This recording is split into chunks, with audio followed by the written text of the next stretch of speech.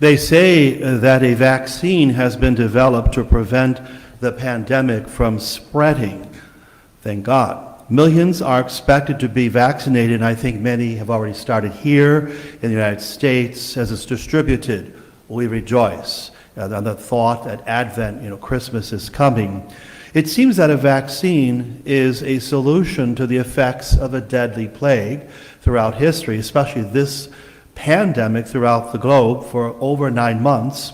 And think of it in a different way. Religiously, Advent, which we're celebrating, Advent is a season that tells us there is a solution also to something more deadly than the COVID-19. The most deadly and the most invisible of all diseases is not organic cells.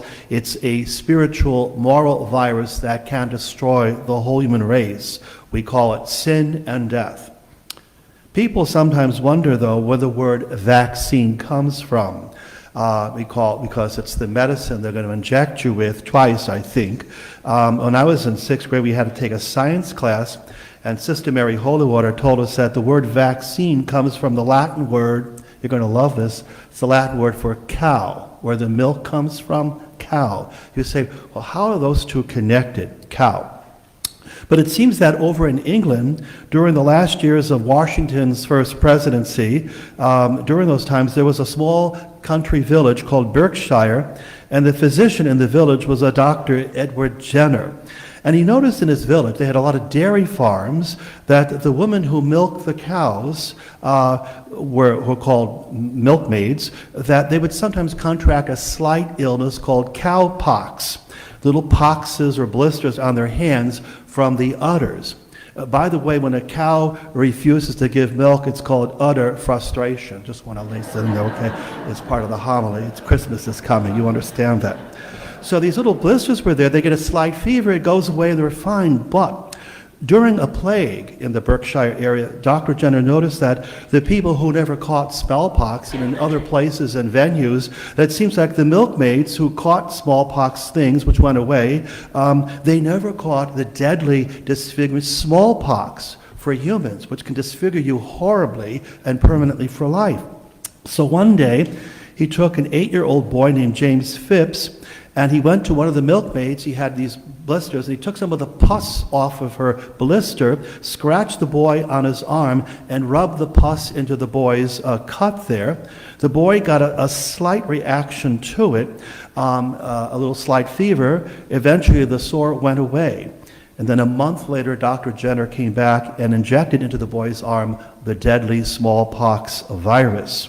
And when he did, the boy never got sick. For the first time in 1796, a vaccine was invented called the cure for smallpox, the immunization, I'll call it. Now, pharmacists and microbiologists have developed a possible cure, this time for a deadly virus, far more complicated than Dr. Jenner's lucky discovery. And just in time for Christmas, maybe it's coincidental, but truly a gift, I personally believe that the wisdom and the science of pharmacists and microbiologists somehow were prompted by God, who hears our prayers, because they were saying back in last May and April that it would be over a year before they could get something to knock this out. Here it is on the threshold of Christmas, starting to get out on the streets to people. I think it's a true Christmas gift from Jesus to those receiving the vaccine. But this afternoon and this evening and tomorrow, the scriptures are telling us not about Dr. Edward Jenner, but about the great cure and remedy from the higher physician, God himself, God who made us perfect, without diseases, without death, and he wants to cure us from the curse and the effects of the virus, the moral virus that exudes from Adam and Eve's original sin. This remedy doesn't come from a cow, but has to come into the world through a human being. And that's what the scriptures were pointing to tonight. If it took, since last winter, almost 10, 12 months to find a possible cure to COVID-19, and we had to wait patiently for it, We still don't know the side effects and how long it will last, but still, it's hope. But if God's going to cure something more pervasive for the last 2,000 or back to the beginning of Adam and Eve, the cure of a disease that kills whole nations, wars, genocides, violence, hatred, and so forth, it's not going to come instantly and magically. So God has to find the solution. Just as Dr. Jenner found out that if I took a pox virus of one sort and gave it to you, it could create immunity in you, and that's how the polio vaccine was invented in the 40s and 50s, which crippled many children, including in my grade school, poliomyelitis there. Took the polio virus and killed it halfway, put it into a body, it becomes immune to a very weak virus, and now it can now withstand the big one. God has to find a way of curing a virus caused not by organic cells, but by immorality and sin. If a human being committed the first sin, only a human being can abolish the ultimate sin. If Adam and Eve were the entire population of the planet at the time they lived, the human race was not 7 billion as it is today, it was 2 people, a man and woman. They both sinned, therefore the whole human race sinned, and all of us generate our lives from our first parents. Somebody else has to come who will be the new parent of a new race of the living, who will overcome sin and death. And that's why the scriptures point to the master plan that God created. In that lovely first reading, I think it was read to us by Trey, God is speaking to one of his best friends in history, King David, the shepherd boy who was born in the little town of Bethlehem 900 years before Jesus would be born there. A shepherd boy, hence the title of the king would be pastor, meaning shepherd of the flock of Israel, accomplished military strategist, economist, their most powerful king, and a man who sinned greatly and was forgiven for it. And as David ages out, he wants to do something that God needs. He wants to give God a Christmas gift, you might say, although they didn't have Christmas then, they didn't even have Hanukkah back then yet. And he said, I will build you a house, a temple, to put the chest of the Ark of the Covenant. The 10 Commandments are as sacred to a Jew as the Eucharist and the tabernacle is in a Catholic church. He says, you're dwelling in a tent in the courtyard of the palace. God, you deserve better than that. You deserve a palace bigger than a king's palace. And God appears to him in the vision through his confessor, Nathan, the prophet, and says, you're going to build me a house? I got an idea. Such a deal, I'll make you a better deal. After you pass on, Solomon, your very wise son, I'm going to give him the job of building a house for me.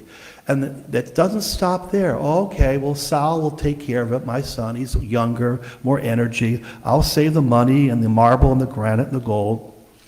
Then God says, wait a minute. God doesn't really need buildings to save and race. Temples, they're nice to have, If everybody in Louisa County who was Catholic came to Mass, the building would be 10 times bigger, okay? So thank God they're not all coming, or we'd be worn out. So God says, I'll make you a house. How about that? I'll make you a house, but not of stone, wood, and lumber, a house from your seed, from your loins. You will generate an offspring, and someday he will sit on your throne and rule over the house of God forever and ever and ever. He's talking about the kid whose birthday is coming up on Friday, Jesus, who descended from David's seed. David's seed came all the way back to Judah, who was the great-grandson of Abraham. So God makes plans to overcome evil, but he's got to use the medium for human sin that Dr. Jenner used to cure cowpox and smallpox, or the COVID-19. He has to have a moral person who will give him back what Adam and Eve held back from God. What one canceled, one can supply. And so you see these opportunities. The gospel, of course, is called the gospel of the Annunciation. It's one of the first Christmas gospels. The archangel comes to Mary. She's not yet married, but engaged to Joseph the carpenter. And watch how these things happen. God's got a plan. He's waited 900 years since he promised David the moment, for all kinds of reasons we won't go into. I'll tell you one quick reason, is because so many people throw junk in front of God. They obstruct him. They refuse him. How many times did God ask people to cooperate with him, and they said no? He's got to keep finding people who will cooperate with the divine will to carry it out. That's why you're religious people, so that you can sense God calling you, you can perceive and discern it, and then have the courage to act on it in the different callings of life. We all have different callings here. We're not all the same. And many people did not. So that's why it takes forever. There it is. And Mary was one of the ones who said a full yes in a unique way. Her vocation was not the vocation of every woman, but of her to be the mother of a person whose father is the Creator himself, and by the Spirit. So God is then curing the world gradually through these people, bringing into the world his Son, who, born of Mary, and the name is given to the baby, just like John the Baptist got his name pronounced before he was conceived. Here we go back to say life begins at conception. No! Human life begins in God's mind before you're conceived. He's got a plan for you. We heard that 2 weeks ago. You were predestined by God to come into existence. Now, what you do with it is your problem, and God's too, and ours. But you're predestined for perfection, for immortality, and he's got your name in his brain up there in heaven, and that's what the human race is doing. So John the Baptist is prefigured by God to do one thing, to raise consciousness about the fact you people are living in a world full of sin, death, mortality, corruption, and all that. Are you happy? No. I can fix it, yes. Jesus, the Lamb of God, will fix it for you. But he's got to become human, he's got to grow up, and he's got to be like us in everything except sin. He can choose to not do that. That's what he has to work on. I can't sin, and if I give perfect love back to the Father, which Adam did not, that's the antidote. That's the cure. When you and I are baptized in the fount of baptism, that's when you get your inoculation, the vaccine of the Father, Son, and Spirit shot into you to begin building up the antibodies to the evil in the world. That's from God's side. What you do with it is your business. Some people, it disappears when the head gets dry after baptism. Others people, through life, develop that calling in many majestic ways until they arrive as finally in the kingdom of God as a saint. So this cure for salvation has begun in us. Why do we come to Mass as often as we can? Despite this lockdown, many people almost all the Masses are full. I think Christmas is coming. The deacon just spoke to you about how that's coming. The hunger for the liturgy is there, but the Eucharist is the food that sustains the vaccine. Remember, I was watching the news, it said, and I don't know if I'm correct, but it says that if you get the shot on day 1, you got to come back 3 weeks later for shot 2. It takes 2 to do something, whatever. That's unusual. I know when I was a kid, I got the polio vaccine, the smallpox, but I had to have booster shots later. So your booster shot is sharing in the Lord's Supper, which includes listening to God's words. So where are we at tonight, December 19th? The beginning of the last week of Advent, preparing for that first arrival to celebrate with joy that the master plan of God started long ago. And it's been very successful through the ages for those who are watching the footprints of the Messiah work through history, overturning many disasters and stuff. But at the same time, we realize that there are times when people have pushed back, have thwarted the divine plan, have opposed it. The middle reading read by Max was a hard reading because it's one sentence. It's like 8 lines. One sentence. It's like Cicero in Latin. Oh my God. One sentence, one verb, one subject, and 16 phrases. Paul wraps up his home run epistle, the letter to the Romans, Christians in Rome suffering. And in that long letter, which can be easy to read, but he says everything in it. He takes the 4 Gospels and he compresses them. And as he's being hauled off to the prison ship, he's got to say one last sentence, says goodbye. And he did that, and we read the last line, verse 27 of chapter 16. This is Paul signing off. And in that one long sentence, Paul summarized the entire Bible. God's plan, his revelation, begun long before the ages, through the prophets, and just kept mentioning these things. And every Jew and Christian convert who read that said, wow, one sentence, it's all there. Religion is very simple. God has a plan to overcome all forms of evil that humans may be tempted to commit.